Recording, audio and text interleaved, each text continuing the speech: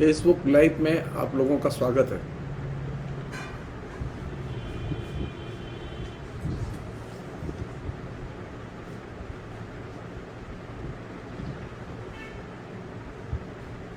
आज के Facebook live के कार्यक्रम में हम लोगों ने बातचीत का विषय रखा है फिलिस्तीनी जनता पर इजरायली हमलों के प्रतिवाद में।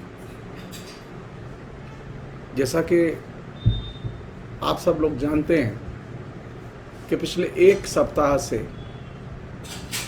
इजराइल की तरफ से फिलिस्तीन के ऊपर निरंतर बमबारी हो रही है, रॉकेट फेंके जा रहे हैं, मिसाइल से हमले किए जा रहे हैं। और अफसोस की बात है कि फिलिस्तीन की जनता का कोई कसूर नहीं है।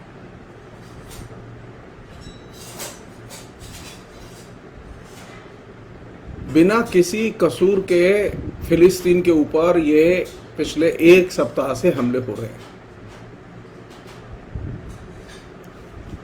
ये हमले क्यों हो रहे हैं, इनकी चर्चा हम लोग आज करेंगे। और इन हमलों को लेकर भारत में क्या हो रहा है इसकी भी हम चर्चा करेंगे।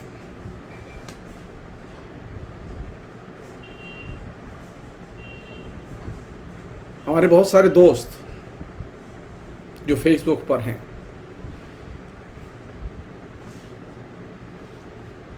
जो पढ़े लिखे भी हैं, समझदार भी हैं, लेकिन घृणा से प्यार भी करते हैं।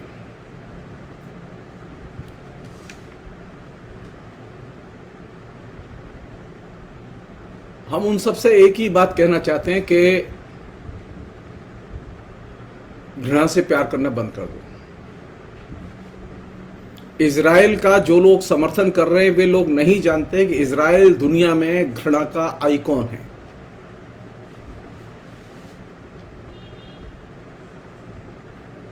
सारी दुनिया में हेट के आइकॉन के तौर पर, सारी दुनिया में घृणा के समाज के तौर पर, सिविल सोसाइटी नहीं, हेट सोसाइटी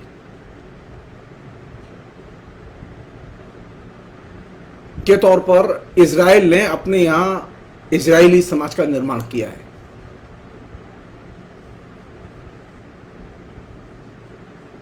इजराइल का सबसे बड़ा दोस्त जिसे सब लोग जानते हैं वो अमेरिका। अमेरिका का पूर्ण समर्थन, राष्ट्रपति ट्रंप हो या बाइडेन हो, कोई फर्क नहीं पड़ता। इजराइल की लॉबी इतनी पावरफुल है कि इजराइल की लॉबी के सामने अमेरिका के सारे शासक और सारी पार्टियां बौनी हैं। जिसे हम लोग यहूदी लॉबी कहते हैं, उस यहूदी लॉबी के सामने सारे शासक बौने हैं।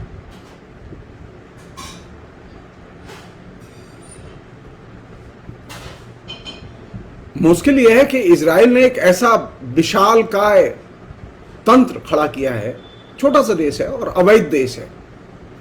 इजराइल एक इलीगल देश है।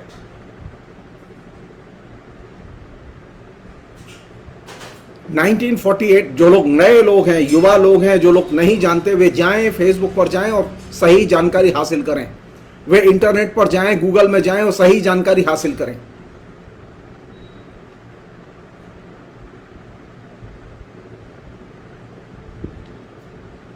वे नहीं जानते कि वे जब इजराइल का समर्थन करते हैं तो वे कितना बड़ा अपराध कर रहे होते हैं।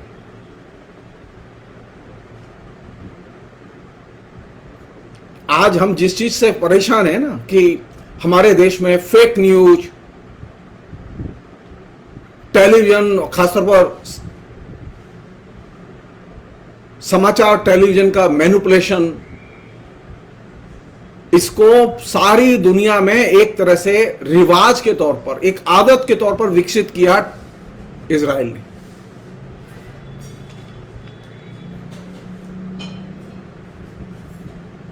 सूचना को मैनिपुलेट करके कैसे नष्ट किया जाए, इसकी सबसे प्रखर और आक्रामक कला विकसित की इजराइल ने। और आज सारी दुनिया उस बीमारी की शिकार है।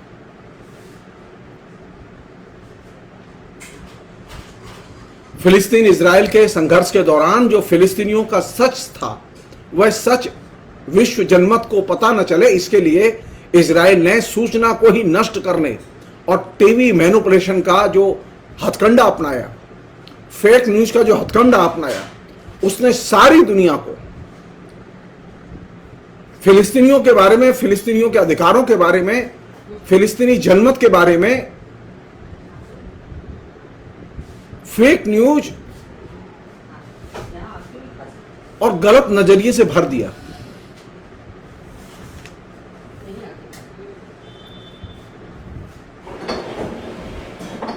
और टेलीविजन के अंदर सूचना के मैनिपुलेशन और फिर उसके बाद में प्रिंट मीडिया में उसके मैनिपुलेशन का दुष्परिणाम यह निकला कि आज सारी दुनिया के लोग, इंक्लूडिंग भारत के लोग, फिलिस्तीन के बारे में सबसे कम जानते हैं।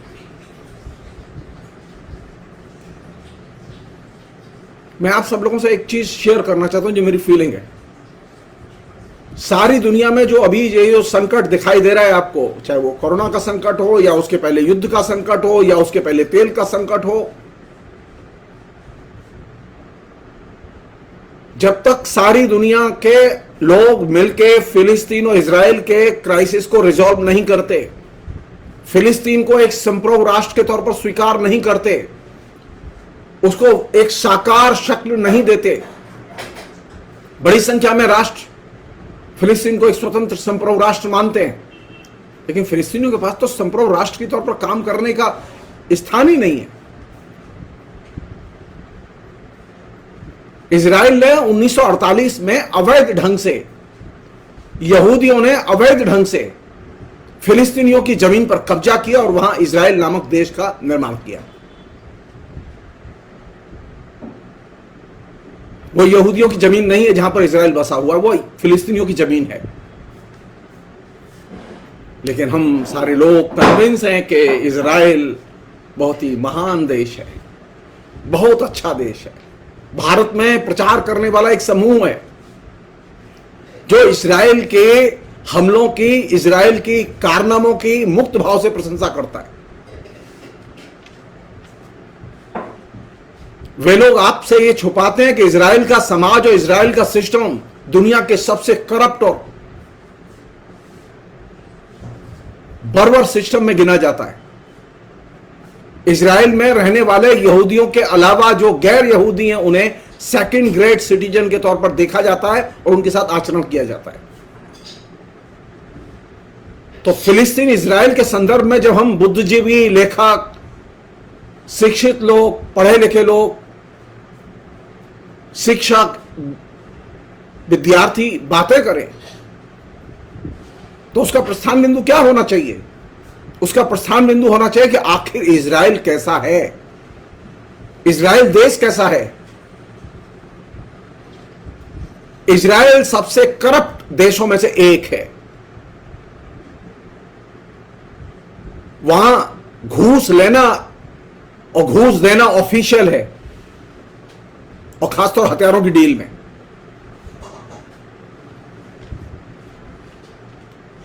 और जिसे हम लोग रंग भेद कहते हैं, नस्ली भेद कहते हैं, उस रंग भेद और नस्ली भेदभाव के मामले में इजराइल अव्वल है। तो जो देश नस्ली भेदभाव के मामले में अव्वल हो, जो घूसखोरी के मामले में अव्वल हो, जो जनता के लोकतांत्रिक अधिकारों को पर हमले करने के मामले में अव्वल हो, क्या हम उस देश को अपना आदर्श देश बना सकते हैं? भारत में जो भी लोग इजराइल को आदर्श देश के तौर पर पेश करते हैं, वे जाने अनजाने भारत को भी एक सामाजिक, धार्मिक, नस्ली आधार पर विभाजित देश बनाने की परिकल्पना में डूबे रहते हैं और उसी के काम में लगे रहते हैं। मैं नाम नहीं लेना चाहता हूं उनका।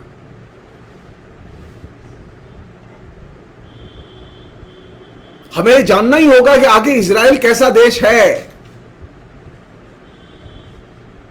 जो लोग इजराइल की प्रशंसा करते नहीं थकते, वे नहीं जानते कि इजराइल में सबसे अधिक भेदभाव होता है गैर यहूदियों के साथ में।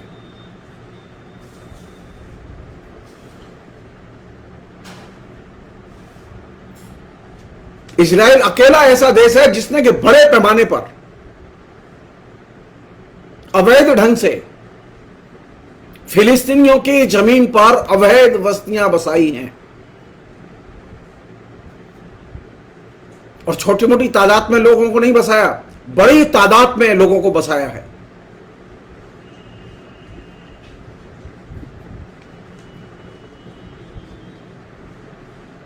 जब हम मिडिल ईस्ट के बारे में बात करते हैं तो मिडिल ईस्ट के बारे में बात करते समय हम सब लोगों के दिमाग में यह तो रहता है कि मिडिल ईस्ट में देखिए धार्मिक फंडामेंटलिज्म है, इस्लामिक फंडामेंटलिज्म है, राजनीतिक उग्रवाद है, मसलन हमास टाइप। लेकिन हम ये भूल ही जाते हैं कि वहां पर इजराइल जैसा एक देश भी है जिसकी की नीति उग्र और बर्बर है। इजराइल दुनिया का कोई कानून और कोई नियम, कोई अंतर्राष्ट्रीय कन्वेंशन, चाहे वो यूएनओ की मान्यता से निर्मित कन्वेंशन हो, चाहे वो सुरक्षा परिषद के आदेश हो और प्रस्ताव हो, वो किसी को नहीं मानता। जो देश संयुक्त राष्ट्र संघ के प्रस्तावों को नहीं मानता, जो देश सुरक्षा परिषद के आदेश और प्रस्तावों को नहीं मानता, जो देश अंतर्राष्ट्रीय मानवाधिकार संगठनों की सिफारिशों को नहीं मानता, हमसे कहा जा रहा है कि इजराइल को आदर्श देश के तौर पर देखो।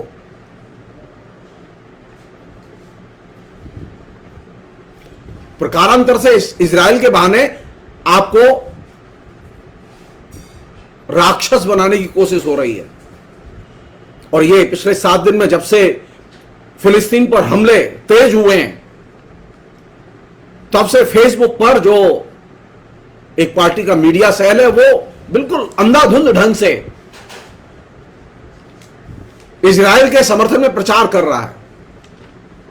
और आश्चर्य की बात है कि पूरे मीडिया में एक सिरे से, सोशल मीडिया में खास तौर पर भारत के बुद्धिजीवी, लेखक, संस्कृति कर्मी, इनको बोलना चाहिए, इजराइल के खिलाफ बोलना चाहिए, वो चुप क्यों है?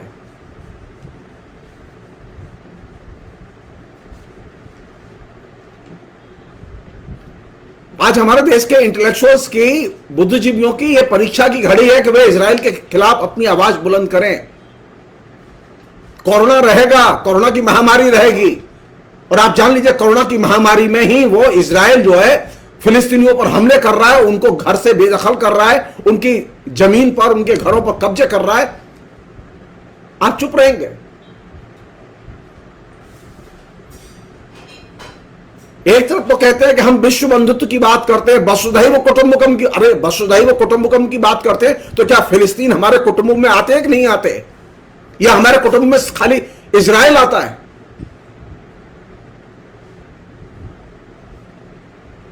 जो लोग वसुधैव कुटुंबकम की बात करते हैं उन लोगों से पूछा जाना चाहिए कि फिलिस्तीन विश्व परिवार का हिस्सा है या नहीं है, विश्व वसुधैव कुटुंबकम का हिस्सा है या नहीं है।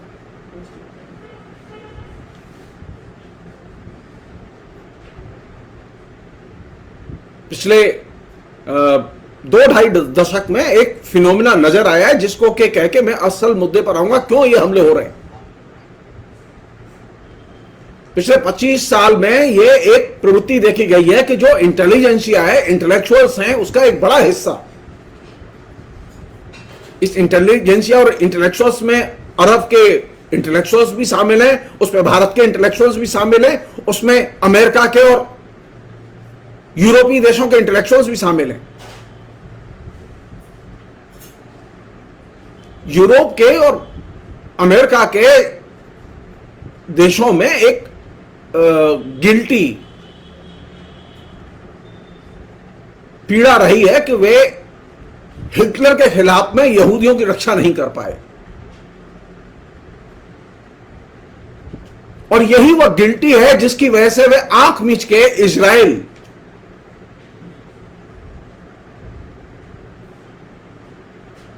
का समर्थन करते हैं। तो ये जो यूरोपीय और अमेरिकी जो उदारतावादी राजनीतिक दल हैं, जिनमें के बड़े पैमाने पर इजराइल के प्रति मोह और समर्थन का भाव देखने को मिलता है, उसका कारण है कि वो हिटलर के जमाने की जो कुंठा है कि हम यहूदियों की रक्षा नहीं कर पाए। उनसे पूछा जाना चाहिए जब यहूदियों पर हमले हो रहे थे तो वो हिटलर का समर्थन क्यों कर रहे थे? किसने रोका था उनको? हिटलर ने यहूदियों के साथ जो किया वो गलत है, और इजराइल के यहूदी जो फिलिस्तीनियों के साथ कर रहे हैं, इजराइल का यहूदीवादी जीएनवादी जो शासन जो फिलिस्तीनियों के साथ कर रहा है वो भी गलत है। हिटलर ने भी विश्व मानवता के अधिकारों का हनन किया था, और इजराइल भी विश्व मानवता के अधिकारों का हनन कर रहा है।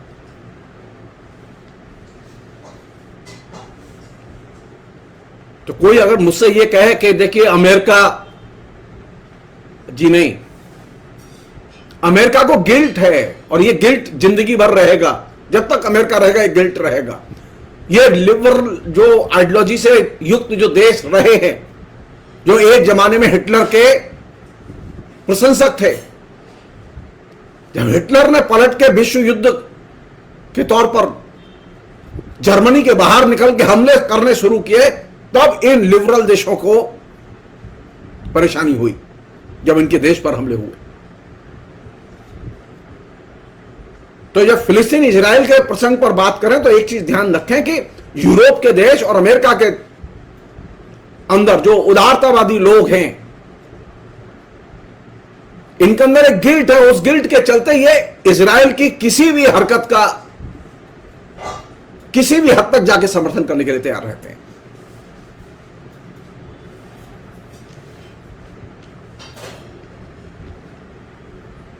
और दुर्भाग्य की बात यह है कि वे हिटलर के दमन को तो याद रखते हैं, लेकिन इजराइल जो मिडिल ईस्ट में कर रहा हो और फिलिस्तीन के खिलाफ कर रहा है उसको वो याद नहीं रखते, उसको वो देखना ही नहीं पसंद करते।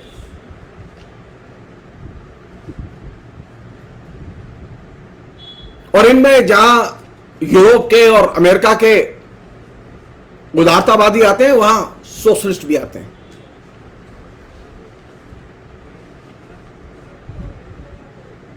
इजराइल का चरित्र यह है कि उसने एक औपनिवेशिक नीति अपनाई हुई है।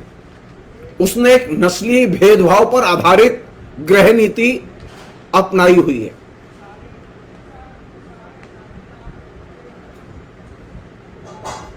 इजराइल में सबको समान अधिकार नहीं है। इजराइल में डेमोक्रेसी नहीं है।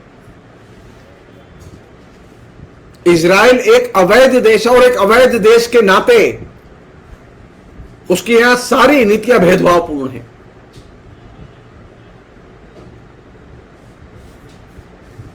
बुद्धिजीवियों के सामने यह चुनौती है कि वे जब भी विचार करें फिलिस्तीन इजराइल के संदर्भ में और उसके संघर्ष के संदर्भ में, तो वे प्लीज सत्ता के साथ अपने संबंध को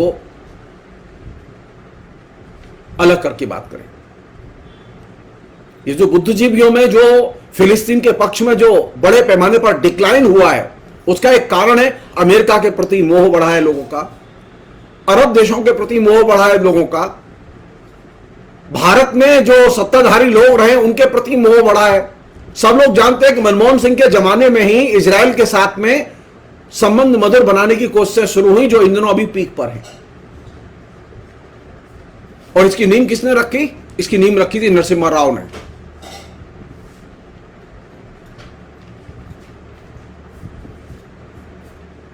तो जो इंटेलेक्चुअल मानवतावाद की और ह्यूमन राइट्स की हिफाजत करना चाहते हैं और मानवतावाद के पक्ष में खड़े रहना चाहते हैं, उन्हें अपने को अमेरिका की सत्ता, अरब देशों की सत्ता, कुछ लोगों के हित मिडिल ईस्ट में है, किसी के इजिप्ट के साथ है, किसी के कतार के साथ है, किसी के दुबई के साथ है, किसी के शारजा के साथ है, किसी के जो है वो सऊदी अरब के साथ हैं। अरब देशों के साथ आप अपने हितों को जोड़कर आप फिलिस्तीन इजराइल के संघर्ष में आप फिलिस्तीन का भला नहीं कर सकते। मोदी के साथ खड़े होकर आप फिलिस्तीन इजराइल के संदर्भ में फिलिस्तीन का भला नहीं कर सकते। यहां तक कि कांग्रेस के साथ खड़े होकर भी आप फिलिस्तीन का भला नहीं कर सकते। तो ये जो बड़े स्केल पर जो डिक्लाइन है फिलिस्तीन इजराइल के संदर्भ में फिलिस्तीन के समर्थन का, खासतौर पर इंटेलिजेंसिया में, उसका एक बड़ा कारण है कि इंटेलिजेंसिया के एक बड़े हिस्से को बाय हुक एंड क्रुक अमेरिकी और इजरायली लॉबी ने बड़े पैमाने पर आकर्षित किया और उन्हें तरह तरह की सुविधाएं दी।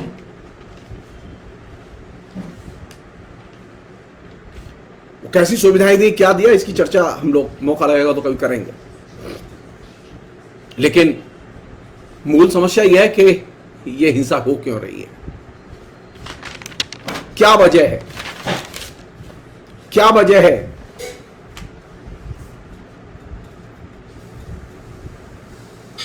आप लोग अच्छी तरह से जानते हैं कि 7वीं शताब्दी से लेके टिल 1948 आज इजराइल जिस जगह पर है वहां पर फिलिस्तीनियों का वर्चस्व था, यहूदी कम संख्या में थे। लेकिन 48 और उसके बाद लगातार फिलिस्तीनियों पर हमले हुए और इजराइल देश का निर्माण किया गया। और उस समय गांधी जिंदा थे जिस समय ये इजराइल और फिलिस्तीन का संघर्ष शुरू हुआ था। महात्मा गांधी ने इजराइल के हमलावर रवैये की तीखे शब्दों में निंदा की थी। भारत की सरकार, भारत की पार्लियामेंट अनकंडीशनली यूनानिमसली फिलिस्तीन राष्ट्र के समर्थन में कई बार प्रस्ताव पास कर चुकी है। हम फिलिस्तीन राष्ट्र की संप्रभुता के प्रति वचनबद्ध हैं।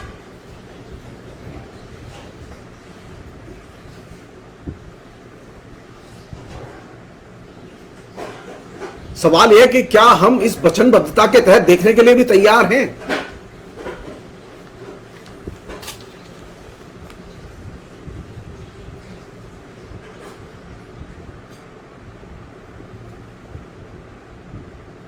पिछले 7 दिन में जो कुछ इजराइल में घटा और इजराइल के बाहर घटा फिलिस्तीन इलाकों में, जो अभी तक के आंकड़े हैं उसके हिसाब से यह है कि इजराइल के हमले जारी हैं और इजराइल के प्रधानमंत्री ने कह दिया कि ये हमले जारी रहेंगे।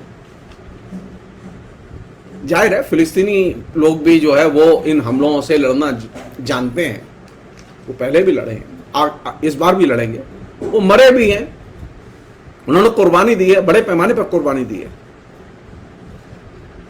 अभी जो हमले हुए हैं जो एक सप्ताह से, उसमें 181 लोग मारे गए हैं और इनमें 52 बच्चे हैं और 31 महिलाएं हैं।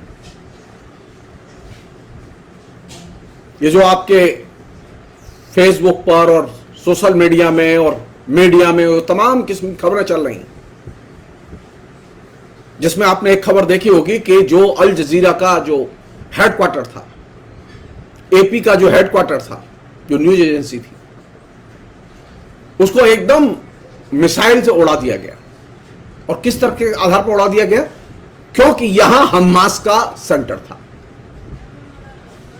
वास्तविकता यह है कि उस पूरी बिल्डिंग में, जो कि पिछले 15 साल से 16 साल से वो बिल्डिंग है, मल्टी स्टोरी बिल्डिंग, उसके साथ हमास का कोई लेना देना नहीं है। हमास का कोई व्यक्ति वहां रहता भी नहीं है। हेडक्वार्टर होना तो दूर की बात रही। अल जजीरा का और दूसरी जो अंतरराष्ट्रीय मीडिया एजेंसी एफपी, उसका एकमात्र कसूर यह था कि वे जो कवरेज कर रहे थे उससे इजराइल की बर्बरता एक्सपोज हो रही थी और इजराइल यह एफोर्ड करने के लिए तैयार नहीं था।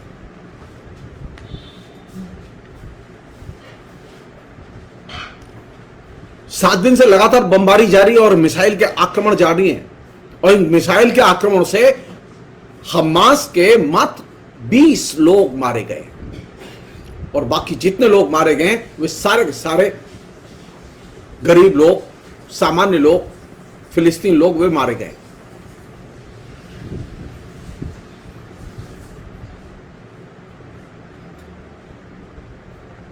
क्यों कर रहा है ये अमेरिका हमला?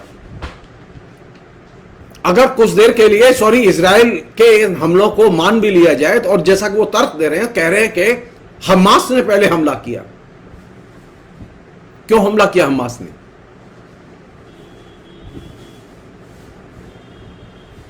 जी, हमास ने हमला नहीं किया, यह गलत है। जब इजराइल के हमले शुरू हुए तब हमास ने रॉकेट दागे लगातार रॉकेट दागे। जो अखबारों में खबरें, तकरीबन 2900 रॉकेट हमास ने दागे और इजराइल की वायुसेना ने 1550 रॉकेट दागे।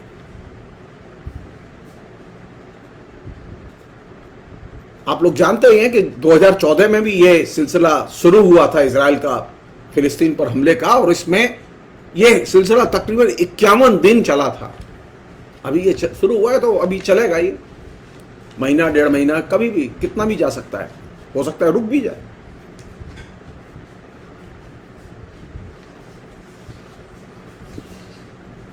सवाल यह है कि इजराइल हमले क्यों कर रहा है, इजराइल को इन हमलों से क्या मिलेगा।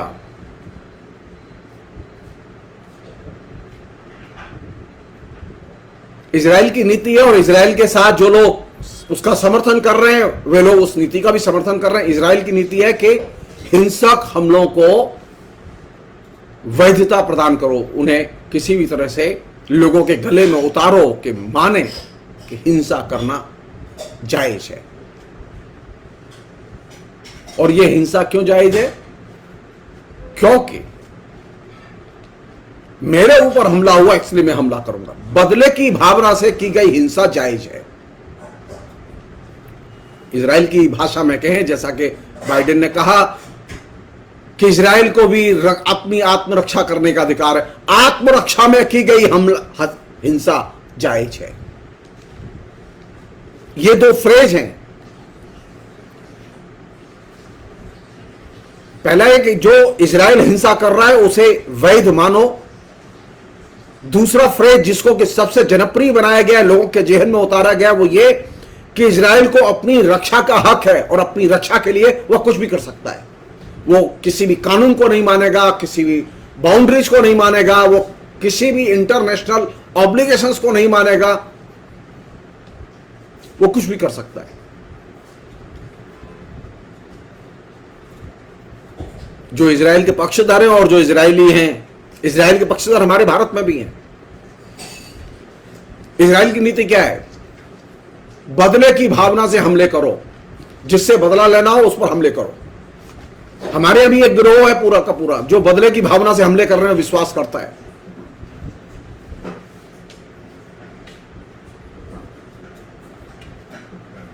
जो लोग कहते हैं ना कि अमेरिका बहुत अच्छा देश है, बहुत ही विकासशील देश है, प्रगतिशील देश है, बहुत शानदार डेमोक्रेसी है, मैं उन लोगों से सिर्फ इतना कहना चाहता हूं कि अमेरिका को अगर देखना हो तो फिलिस्तीन के आईने में देखो। अमेरिका कितना बर्बर है और क्रूर है, यह आपको दिखाई तब देगा जब आप अमेरिका की फिलिस्तीन के विजाबिश नीति देखेंगे। इजराइल कितना अच्छा और विकासशील देश है, यह आपको तब समझ में आएगा जब आप उसे फिलिस्तीन के आईने में देखेंगे। फिलिस्तीनियों के खिलाफ हो रही हिंसा और अत्याचार में साधारण हिंसा नहीं हुई है फिलिस्तीनियों के खिलाफ में। जो लोग सोच रहे हो कि नहीं बहुत साधारण सी हिंसा हुई थी, हम लोगों ने तो ध्यान नहीं दिया, लेकिन बहुत कुछ अच्छा हो रहा था वहां, जी नहीं। अमेरिका ने फिलिस्तीनियों के खिलाफ और मिडिल ईस्ट में खासतौर पर पिछले 20 साल में $6 ट्रिलियन युद्ध पर खर्च किया है। और इससे किसे मदद मिली है? इसे इजराइल को मदद मिली है।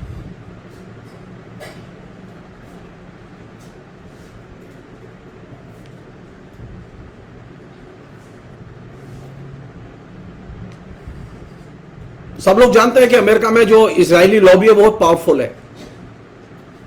आप अमेरिका में कोई काम नहीं कर सकते इजरायली लॉबी के बिना। जैसे भारत में मोदी लॉबी के बिना कोई काम नहीं कर सकते। जो इजरायली लॉबी है वो करती क्या है? वो करती है कि जो वर्कर हैं जो उस लॉबी के कारखाने में काम करेंगे, उन वर्कर्स को, जो ठेकेदार हैं जिन्हें कॉन्ट्रैक्ट दिए जाएंगे, उनको साफ हिदायत है कि इजराइल के खिलाफ बायकॉट की, अमेरिका के खिलाफ बायकॉट की किसी नीति का आप समर्थन नहीं करेंगे। उन्हें साफ हिदायत है कि वे किसी भी ऐसे प्रोग्राम में शामिल नहीं होंगे जिससे कि आर्थिक निवेश के आने में बाधा पड़े। ये उन्हें कॉन्ट्रैक्ट पर साइन करने होते हैं। जो इजरायली लॉबी है, जो अमेरिका की प्रशंसा करते हैं, ये अमेरिका की खबरें बता रहा हूं मैं आपको, जो कहते हैं कि अमेरिका आदर्श है,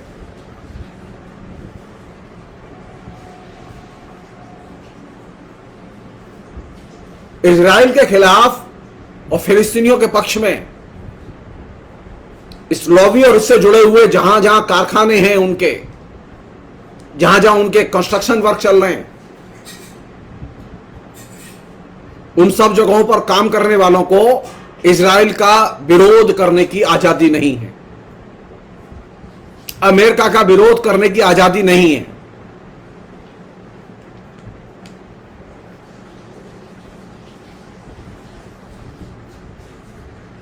यहां तक कि वे इजराइल को एक अवैध देश तक नहीं कह सकते। और जैसा कि सब जानते हैं कि इजरायली लॉबी जो अमेरिका में है वो अमेरिका के पूरे इलेक्शन को कंट्रोल करती है। अरबों खरबों डॉलर वो इलेक्शन पर खर्च करते हैं।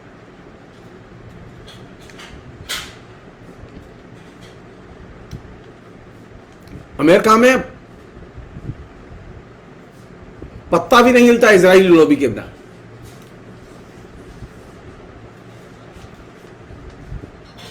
तो अमेरिका ने कैसा इजराइल पैदा किया?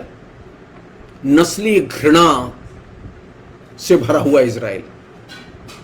और अमेरिका में भी कोर कोर में नस्ली घृणा भरी हुई है।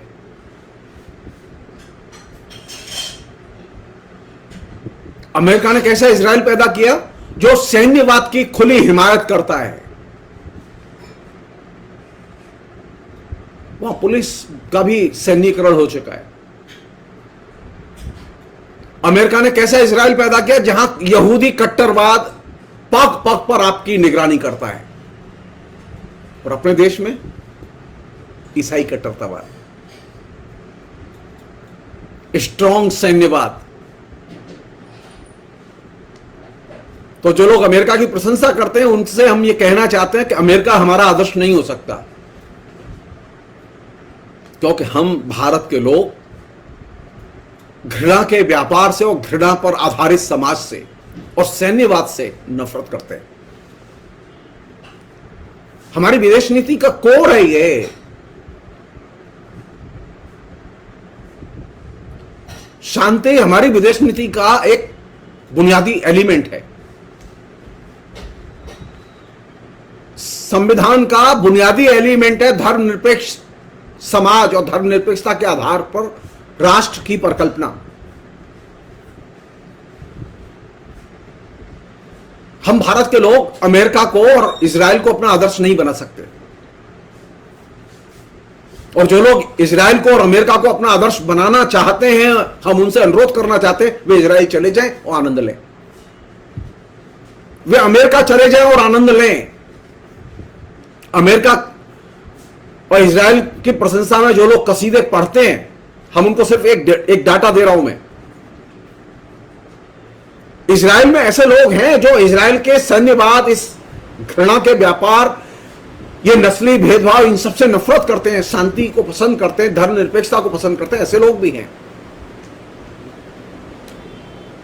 पिछले 20 साल में इजराइल छोटा सा देश है, वहां से 10 लाख के करीब शिक्षित, पढ़े लिखे इंटेलेक्चुअल इजराइल की इस गृह नीति और विदेश नीति से तंग आके, क्योंकि इजराइल की विदेश नीति का और गृह नीति का आधार है सैन्यवाद और युद्ध, परपीचुअल अहर्निश युद्ध। इससे वो तंग आके, परेशान होकर, नफरत करके वो इजराइल छोड़कर चले गए। और हमारे यहां जो लोग इजराइल को पसंद करते हैं, हम उनसे कहना चाहते हैं कि वो भारत जैसे शांतिप्रिय देश को छोड़ के इजराइल चले जाएं, आराम से रहें, जय युद्ध का नारा लगाएं, जय घृणा का नारा लगाएं, आराम से रहें, वो कोई दिक्कत नहीं है। तो भारत के नागरिकों का आदर्श इजराइल और अमेरिका नहीं हो सकता। अब मैं उस बुनियादी समस्या की तरफ आना चाहता हूं जहां से कि यह झगड़ा शुरू हुआ 7 दिन पहले से। यह वो परिप्रेक्ष्य है जिसमें आपको यह चीज दिखाई देगी।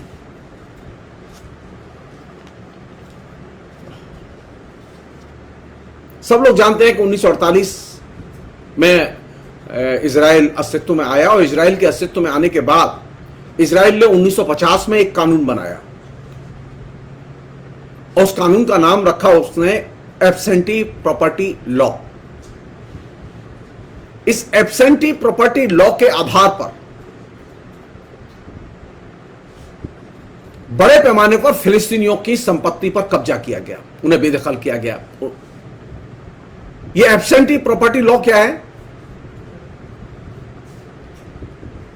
अरे सबसे अच्छा तो यह होता है कि इजराइल जो भी कानून बनाए वो अपने यहूदियों पर लागू करे, क्योंकि फिलिस्तीन के लोग यहूदी समाज का हिस्सा नहीं थे, वे इजराइल का हिस्सा नहीं है, वे फिलिस्तीनी राष्ट्र का हिस्सा है।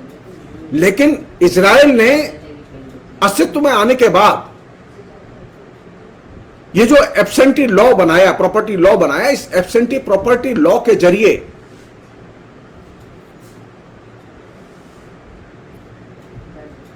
लगातार फिलिस्तीनी इलाकों पर हमले किए। पहले जैसे अब हमले हो रहे हैं, ऐसे लगातार हमले होते रहे 48 के बाद से। और इस एब्सेंटी लॉ के जरिए हमले से जो लोग अपना घर छोड़कर भाग गए, उनके घर पर, उनकी जमीन पर यहूदी कट्टरतावादियों ने जाके कब्जा कर लिया या वहां पर उनकी कॉलोनी बसा दी गई। इवन जो लोग घर छोड़कर नहीं गए उन्हें जबरदस्ती खदेड़ कर भगाया गया। और ये जो एब्सेंटी प्रॉपर्टी लॉ है, ये एब्सेंटी प्रॉपर्टी लॉ ये पूर्वी यरूशलेम के इलाके में सबसे पहले लागू किया गया, जिस इलाके में भी ये झगड़ा चल रहा है। 15 परिवार थे, जिन 15 परिवारों को नोटिस दिया गया कि वे जिन घरों में रह रहे हैं वे घर उनके नहीं है, बल्कि वे यहूदियों के हैं। दिलचस्प है ये, 1948 के बाद से इजराइल में एक लॉबी, एनजीओ की लॉबी विकसित की गई, जिसको करोड़ों डॉलर प्रति वर्ष अमेरिका की संस्थाएं प्रोवाइड करती हैं। और इस लॉबी का काम यही है कि वे जगह जगह फिलिस्तीनियों के खिलाफ में केस दायर करते हैं कोर्ट में। और वे केस दायर करते हुए यही करते हैं कि ये जो घर है जिसमें आप रह रहे हैं ये आपका नहीं है, ये आज से 700 साल पहले, 800 साल पहले, 600 साल पहले ये यहूदी का था, इसलिए आप इस घर में नहीं रह सकते।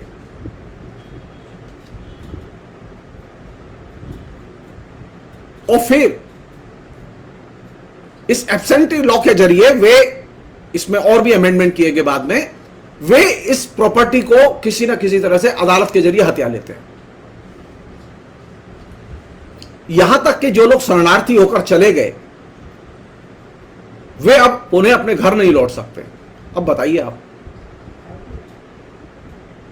जो लोग शरणार्थी होकर युद्ध की वजह से खदेड़ दिए गए या चले गए, वे अगर अपने घर लौटना चाहें तो वे अपने इलाके में अपने घर लौट नहीं सकते। क्यों नहीं लौट सकते? क्योंकि इजराइल का कानून उनको परमिशन नहीं देता लौटने की।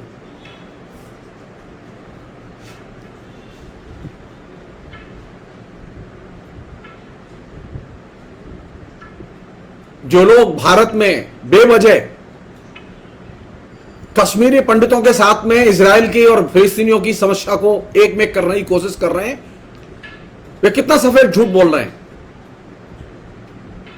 भारत में आज भी कानूनन कश्मीरी लोग, अपने पंडित अपने घर लौट सकते हैं, उन्हें कोई नहीं रोक सकता कानून। लेकिन इजराइल में तो कानून ही उठा दिया गया। जो फिलिस्तीनी एक बार शरणार्थी हो गया, घर छोड़कर चला गया, यहां तक कि जहां उसका घर था उससे वो 1 किलोमीटर दूर भी चला गया किसी वजह से, तो वो दोबारा अपने घर नहीं लौट सकता।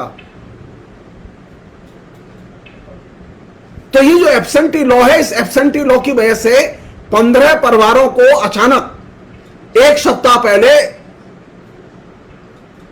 पूर्वी यरूशलेम की एक अदालत ने बेदखल कर दिया। और किस आधार पर बेदखल कर दिया? फर्जी डॉक्यूमेंट्स के आधार पर बेदखल कर दिया। जो यहूदी लॉबी के लोग हैं, उन्होंने जो कागज पेश किए और कहा कि ये कागज ओटोमन एम्पायर के, तुर्की के ओटोमन एम्पायर के कागज है। लोगों ने जाके खोज की तो मालूम पड़ा ओटोमन एम्पायर ने ऐसे कोई कागज दिए ही नहीं थे। फेक डॉक्यूमेंट्स बनाए गए और उसके आधार पर जमीन पर कब्जे की मांग की गई और अदालत ने ऑर्डर दे दिया।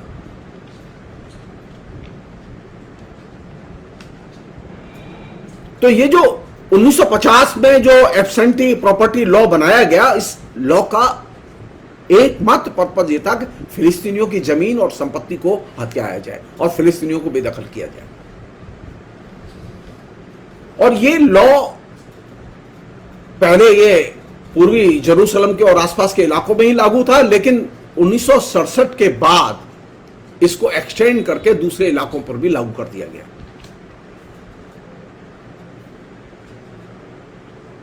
और इसी के आधार पर कालांतर में वेस्ट बैंक और दूसरे इलाकों में अवैध यहूदी बस्तियां बसाई गईं।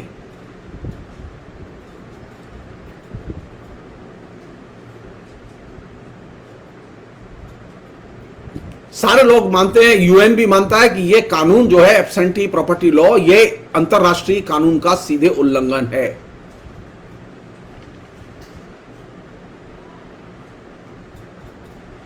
सब लोग जानते हैं कि 1948 में इजराइल ने जो जमीनें हथियाई थी फिलिस्तीनियों की, वे अवैध थी। और 1950 में एब्सेंटी लॉ बना के, प्रॉपर्टी लॉ बना के उनको वैध बनाने की कोशिश की गई।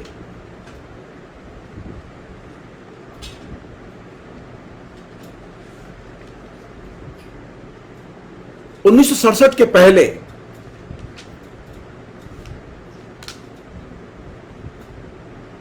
एक बड़ा इलाका फिलिस्तीन का वो जॉर्डन के कब्जे में था, लेकिन 1967 में जो युद्ध हुआ उसमें जॉर्डन हार गया और वो इलाका जो है वो जॉर्डन के हाथ से निकल के वो इजराइल के कब्जे में आ गया, जो अभी भी इजराइल के कब्जे में है।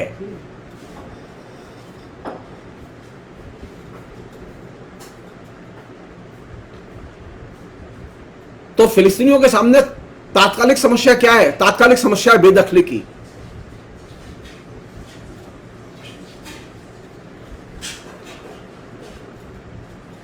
जिन 15 परिवारों को लेकर पूर्वी यरूशलेम में यह प्रपंच अभी शुरू हुआ 7 दिन पहले, वे परिवार कई पीढ़ियों से उन घरों में रह रहे थे। यहां तक कि कुछ परिवार तो 48 के पहले से रह रहे थे, लेकिन डिस्ट्रिक्ट अदालत ने कहा कि नहीं, आपको घर खाली करने होंगे और आपको संडे तक घर खाली करने होंगे। अगर संडे तक घर खाली नहीं करेंगे तो जबरदस्ती बुलडोज करके खाली करा दिए जाएंगे।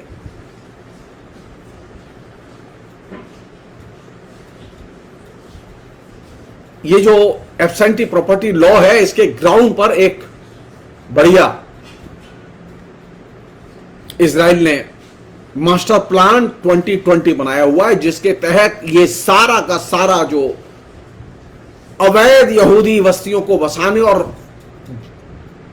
फिलिस्तीनियों को उनकी जमीन और संपत्ति से बेदखल करने का अभियान चल रहा है। और ये जो मास्टर प्लान 2020 है, इसके तहत वे चाहते हैं कि यरूशलेम की जो जनसंख्या है, उसकी जो आबादी है, उसकी प्रकृति को बदल दिया जाए। सब लोग जानते हैं कि यरूशलेम में मेजॉरिटी लोग फिलिस्तीन हैं, अरब लोग हैं, लेकिन इजराइल चाहता है कि इसकी चरित्र को बदल दिया जाए। प्लान में ऑफिशियली ये प्लान में रेखांकित किया गया है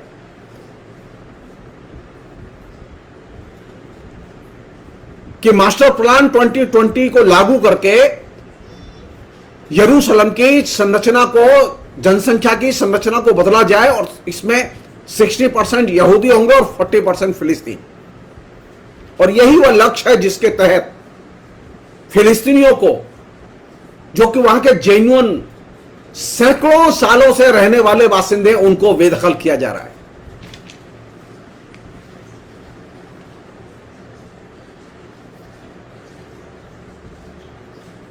इस प्रसंग में एक और भी कानून है जिसको के कायदे से दर्ज किया जाना चाहिए, वह है legal and administrative matters in law 1970। ये उस पुराने एब्सेंटी प्रॉपर्टी लॉ जो 1950 का था, उसमें कई नए अमेंडमेंट इसके जरिए जोड़ दिए गए।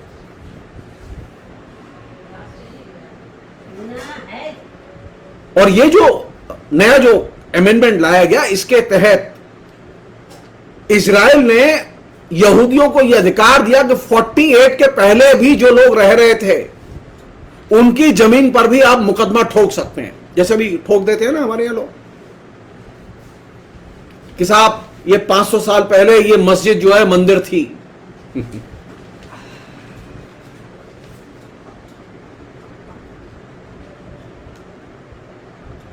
प्रेरक कौन है?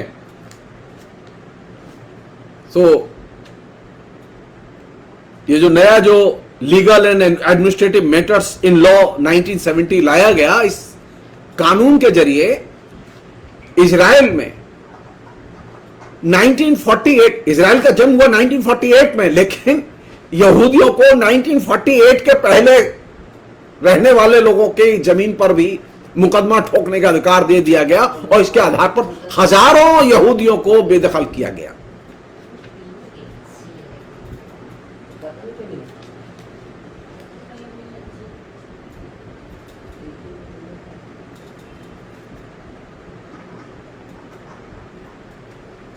एक अन्य चीज वो ये कि ये जो एब्सेंटी लॉ जिसको के इतने बड़े पैमाने पर लागू किया गया, इस एब्सेंटी लॉ के बारे में ये था, लेकिन 1967 में जब जॉर्डन का कब्जा जिन इलाकों से हटाया गया और इजराइल के कब्जे वो इलाके चले गए, वेस्ट बैंक और दूसरे क्षेत्र, तो बाकायदा इजराइल के वित्त मंत्री ने एक ऑर्डर के जरिए पार्लियामेंट को सूचित किया कि यूएन रिफ्यूजी काउंसिल के साथ में जॉर्डन का एक एग्रीमेंट हुआ था, और एग्रीमेंट यह हुआ था कि जो फिलिस्तीन जहां रह रहे हैं वे वही रहेंगे, उनको बेदखल नहीं किया जाएगा, उनके मालिकाने हक नहीं छीने जाएंगे। इजराइल ने 1967 में युद्ध के बाद एक साल बाद पार्लियामेंट में इजराइल के वित्त मंत्री ने बाकायदा ऑफिशियली, ये ऑन द रिकॉर्ड है, ये पार्लियामेंट को कहा कि जॉर्डन और यूएन रिफ्यूजी काउंसिल के बीच में जो एग्रीमेंट हुआ है उसका हम सम्मान करते हैं और उसका पालन करेंगे। लेकिन ये जो अभी जो प्रशासन चल रहा है नेतन्याहू का, ये इस एग्रीमेंट को और इस कमिटमेंट को मानने के लिए तैयार नहीं है। यहां तक कि सारे लोगों का कहना है कि फिलिस्तीनियों को इजराइल की अदालतों में न्याय कभी नहीं मिलेगा।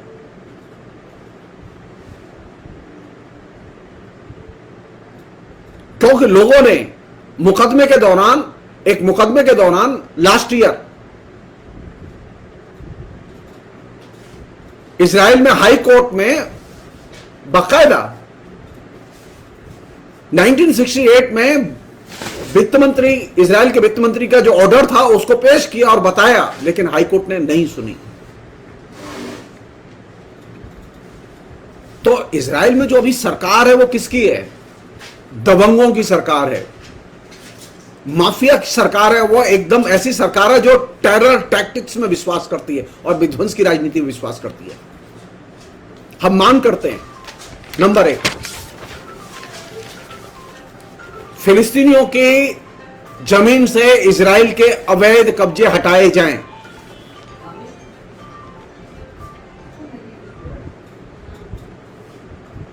इजराइल ने जो कानून बनाए हैं वे फिलिस्तीनियों पर नहीं, वे यहूदियों पर लागू करना चाहे करें, लेकिन फिलिस्तीनियों के इलाके पर और फिलिस्तीनियों पर वे कानून लागू न किए जाएं। अभी जो बमबारी हो रही है और हमले हो रहे हैं इजराइल के, वे तुरंत बंद किए जाएं। और जो फिलिस्तीनी नागरिक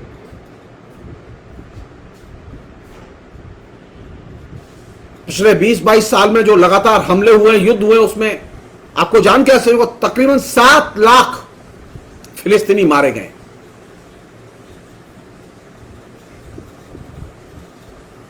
लाखों बेघर होकर शरणार्थी होकर दूसरे देशों में रह रहे हैं।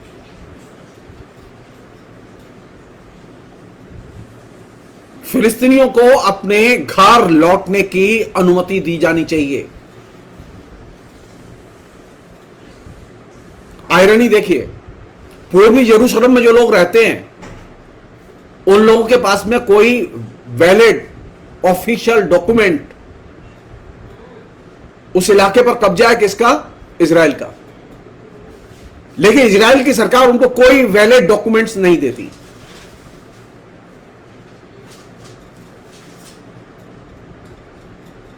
अगर उनको कोई वैलिड डॉक्यूमेंट्स हासिल करना है, जैसे उन्हें बाहर जाना है, विदेश जाना है, कुछ करना है, तो वैलिड डॉक्यूमेंट्स के लिए उनको अप्लाई करना पड़ता है जॉर्डन।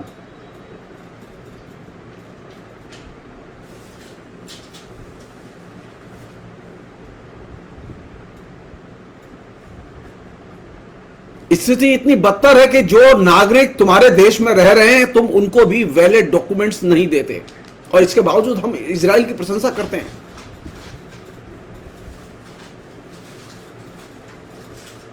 तो हमारी मांग है कि जो फिलिस्तीनी नागरिक जो शरणार्थी के रूप में फिलिस्तीन के बाहर खदेड़ दिए गए, उन्हें फिलिस्तीन में वापस लौटने का अधिकार दिया जाना चाहिए।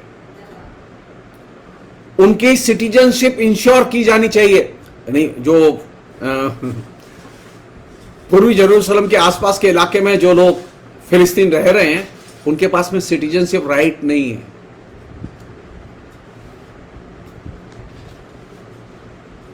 मालकाना हक कहां से आएगा?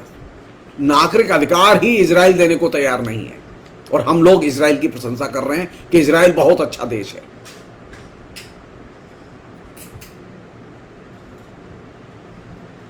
जी नहीं, इजराइल में बहुत भयानक भेदभाव है, जाति और नस्ली भेदभाव और फिलिस्तीनियों के प्रति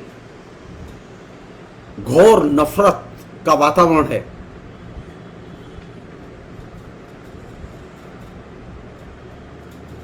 और अंत में यह हमारी अपील है मोदी सरकार से कि मोदी सरकार इस मामले में हस्तक्षेप करे। गुटनिरपेक्ष आंदोलन के नेता के नाते मोदी हस्तक्षेप करें और इजराइल को बमबारी करने से रोकें। फिलिस्तीनी जनता पर जो बमबारी हो रही है वो एकदम इलीगल है, गलत है, अतार्किक है। वो सारे ह्यूमन राइट्स कन्वेंशन का और यूएन के कन्वेंशन का उल्लंघन है।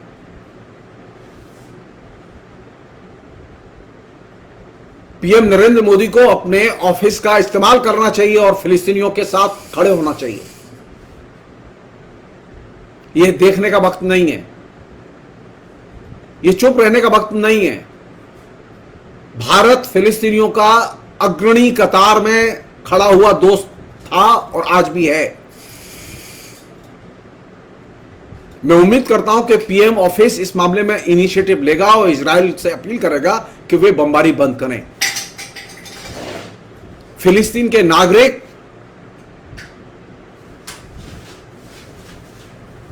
मानवाधिकारों की रक्षा की मांग कर रहे हैं कि उनके मानवाधिकारों की रक्षा के लिए विश्व जनमत सामने आए। जगह जगह फिलिस्तीन के समर्थन में और इजराइल के हमले के प्रतिवाद में प्रोटेस्ट हो रहे हैं। हमारी मोदी सरकार से एक और मांग है,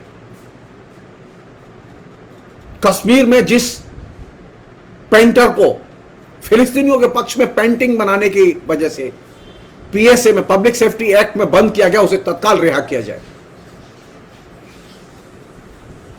फिलिस्तीनियों का समर्थन करना अन्याय नहीं है, बल्कि यह हिंदुस्तान की विदेश नीति का एक इंटीग्रल हिस्सा है।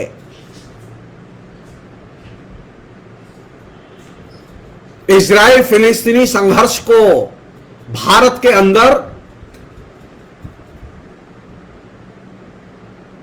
जनता के अधिकारों और अभिव्यक्ति और संवैधानिक अधिकारों को कुचलने के लिए इस्तेमाल नहीं किया जाना चाहिए। इससे बचा जाना चाहिए। हम उम्मीद करते हैं कि सुप्रीम कोर्ट इस मामले में संज्ञान लेगा कि एक पेंटर को, जो कि कश्मीर का पेंटर, उसने सिर्फ फिलिस्तीन के पक्ष में एक पेंटिंग बनाई, उस पर उसे पीएसए में बंद कर दिया गया। उसने पाकिस्तान जिंदाबाद के नारे नहीं लगाए, उसने इजराइल मुर्दाबाद के नारे नहीं लगाए, उसने सिर्फ फिलिस्तीन के पक्ष में एक पेंटिंग बनाई। भारत के बुद्धिजीवियों को उस पेंटर के पक्ष में बयान देना चाहिए, खड़े होना चाहिए। और ये जो मानसिक गुलामी हम लोगों के बुद्धिजीवियों के दिमाग पर बैठी हुई है, उससे निकलना चाहिए हमें। ये खतरा खाली सांप्रदायिकता का नहीं है, बल्कि खतरे और भी बढ़ रहे हैं लगातार।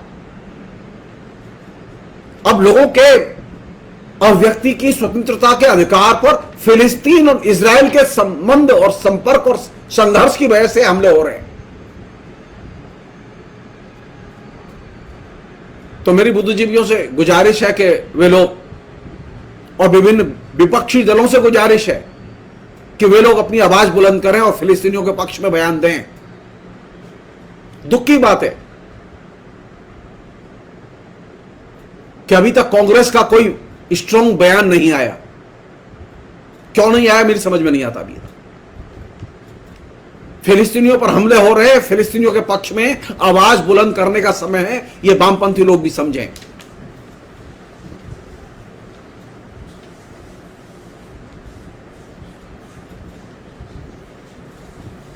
मैं अंत में फिर मोदी सरकार से अपील करूंगा कि मोदी सरकार खुलकर फिलिस्तीनियों के ऊपर हो रहे हमले की निंदा करे और इजराइल को हमला रोकने के लिए कहे। यही हमारी विदेश नीति की मांग है। नरेंद्र मोदी की इससे विश्व जनमत में इज्जत बढ़ेगी, फिलिस्तीनियों में इज्जत बढ़ेगी। इजराइल के अंध समर्थन की जरूरत नहीं है इस समय, बल्कि इजराइल की तोटूक आलोचना और निंदा करने की जरूरत है। हम सब भारतवासी फिलिस्तीनियों के संघर्ष के साथ हैं, हम उनके दुख में शामिल हैं। फिलहाल इतना ही। बहुत बहुत शुक्रिया। Thank you.